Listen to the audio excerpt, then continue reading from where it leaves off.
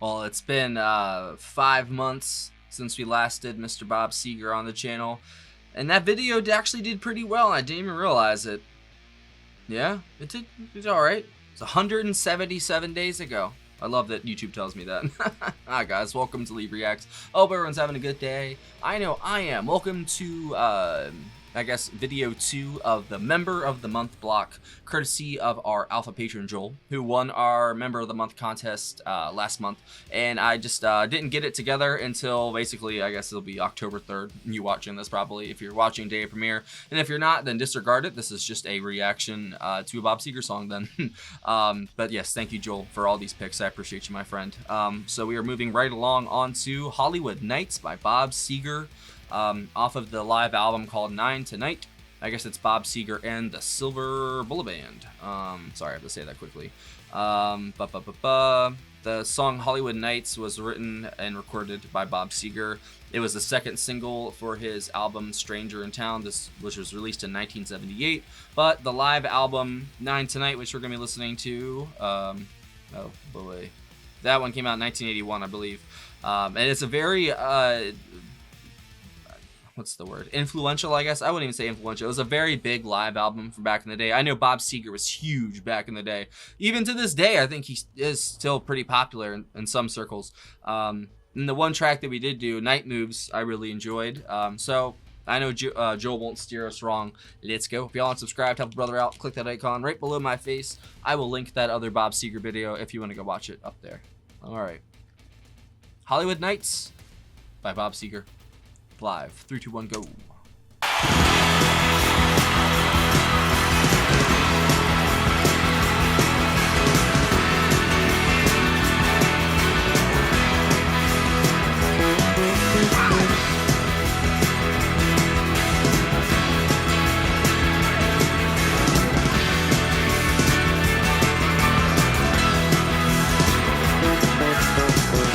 She stood there bright as the sun on that California coast.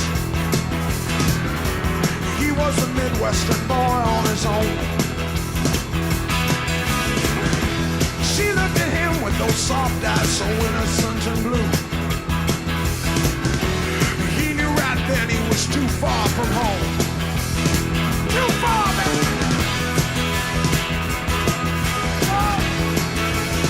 He was too far from home.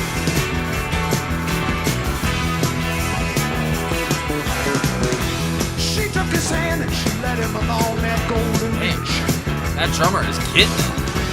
They watched the waves tumble David over the Teagarden. sand. They drove for miles and miles up those twisting, turning roads. Higher and higher and higher they climbed.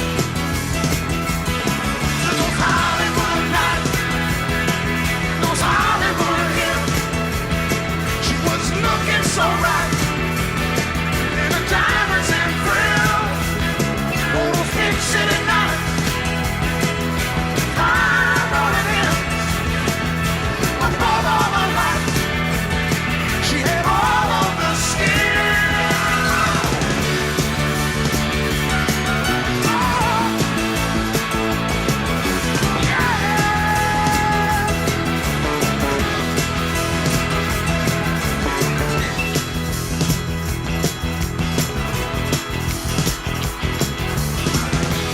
He'd headed west cause he felt that a change would do him good.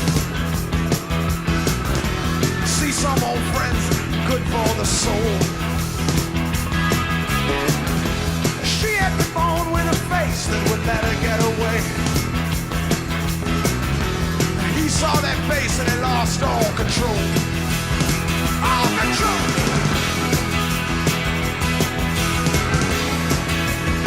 He had lost all control.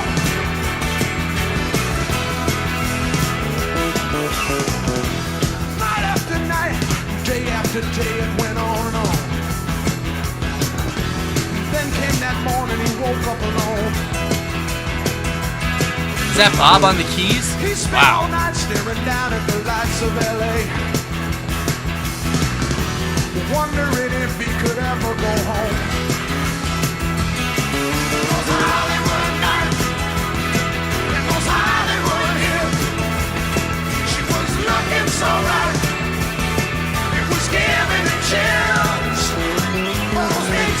Piano reminds me of Elton John. A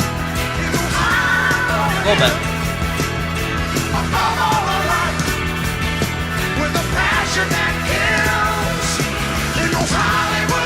The drummer reminds me of Steve Gadd a little bit.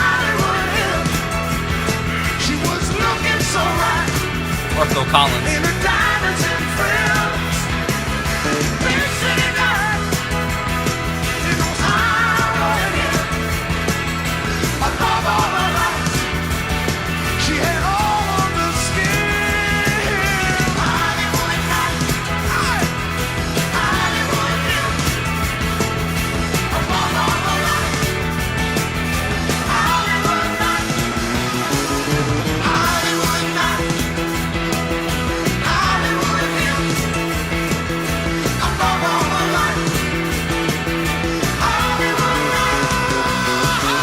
I don't want this to end.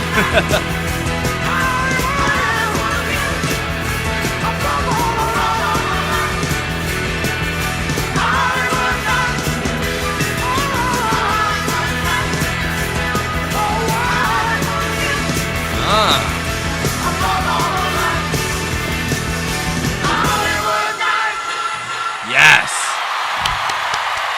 That was awesome.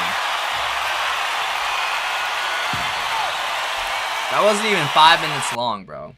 That was intense. I don't think that drummer got out of that pocket the entire fucking song, man. That was tight as hell. That instrumentation was just so good, dude. From the keys to the drums, the guitar, everything in that was just stand up, honestly. I love the pace. The rhythm of it was just perfect. Pushing that fucking pace the entire song. It's like you went for a drive, but like, no, not even for a drive. It's like you went for a run, you know, because you're out of breath by the end. You're like, good God.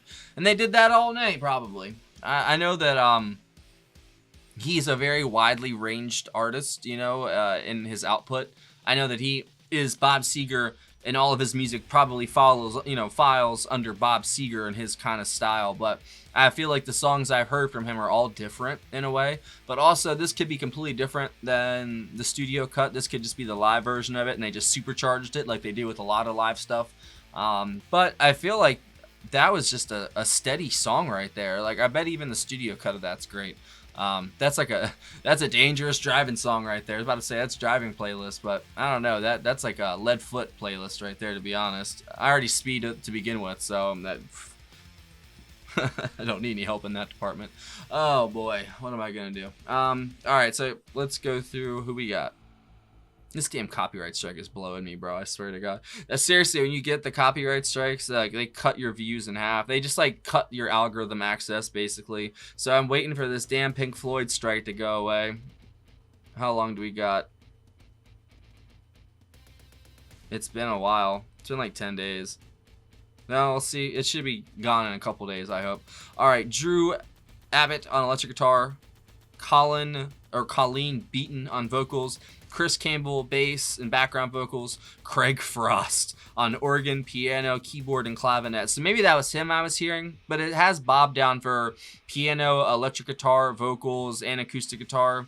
So maybe that was him too. I don't know exactly. Kathy Lamb and Pamela Moore on vocals. Sean Murphy, percussion, vocals, harmony vocals, background vocals. Alto Reed, what a name. Does he play sax? Okay, good. Let's say, if his name's Alto Reed, he has to play sax. Organ, flute, horn, alto sax, and tenor sax.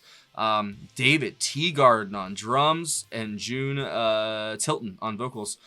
What a performance, Mr. Teagarden. I mean, seriously, man, that hi-hat and snare combo is just deadly, that entire song, bro, from start to finish. Start to finish. Can't even say it right. From start to finish. That's just utterly ugh. It's just like, as a drummer, you're like, oh man, it's just got that stank face, man. I love it so much. But honestly, the piano was almost just as good for me, to be honest. I mean, I don't know who was doing it exactly. I don't know if that was Bob or that was whoever I named, Craig Frost. Whoever that was, utterly brilliant work on the keys right there. Seriously, that's what really held the song together, other than that drum pattern, basically, was that. And then Bob's vocals are just always a fun, and like, it's always a fun listen, because not only does it have that like slice of like 80s nostalgia cheese, like just enough, but then also paired with it being him having an amazing voice at the same time, you know? So it's a little cheesy, but it's that good type of cheesy that you like, but then the way that his vocals are, that just overpowers that cheese anyway, and it's just great, you know? So I mean, like, that's a finely tuned song right there, and that's a great live song. I mean, I bet the crowd was so into that, bro. I mean, like, I would have been into that, seriously. Even if that was the first time hearing that song and I was in that crowd, I would be totally zoned into that song. Sorry, AI camera. I don't know what else to even bring up with that. I kind of wish I had paired this with another song too, because I kind of wanted the party to keep going, but alas, it is not. But yeah, definitely the highlight is Bob's vocals, piano, and it just reminds you of, you know, those nights, literally, those, I wouldn't say Hollywood nights, but the nights where you're out having fun, having a good time, you know, just living life. That's what this song emulates, and I think really brings to audio form, is just like a party, driving around, having a good night with your friends, you know. But unfortunately, there's always consequences to our actions, and, you know, this song seems free from consequences, shall we say. This is all the glitz and glamour of Hollywood and partying and stuff like that, but it doesn't have the dark side of it that is honestly more true than the shiny, fake truth they tell you. It's usually the grimy, now I don't want to say grimy lies, because that sounds bad, but whatever the truth they try to tell you, to sell you basically, it's usually the opposite. That's my rule of thumb. Whatever somebody says, it's honestly probably the opposite. Like, in so many ways, on so many levels, the things that come out of our mouths are sometimes, and more than sometimes, the opposite of how we actually feel. You know what I mean? So I've been going down that rabbit hole lately, and it's kind of crazy. But I'll leave it at that. Thank you, Joel. That was great. On to the next one. If you're watching Day Premiere, the Member of the Month Day continues. And if you would like to become a Member of the Month for October, the post will be going out today after the premieres are done. If you would like to enter the random number generator thing, just comment whatever. Just say enter, or I would like to join, or blah, blah, blah. And then after like 3 days, I'm going to do a random number generator, and whoever wins, I will contact. And if you don't agree to the terms, we will re-roll like we did this time and go to the next one. You get to pick a whole day's worth of music. That's pretty cool in my book. I would do it. I'm just saying. All right. See you later. One more thing. Don't forget, we have a really cool Patreon community, and we would love to have you. If you join the $15 tier or up, you get one fair request a month. There's other amounts of tiers, too. If you want to do this amount, that amount, whatever you want. We got what you need. There's also a PayPal as well in the description if you want to send a tip or request in that way. But the PayPal requests can take up to like 2.5 to 3 months sometimes. So it's probably better to join Patreon, because that's like a monthly. I'll make sure it happens that month. The PayPal ones, that's a different story. But thanks for watching. I'll see you later.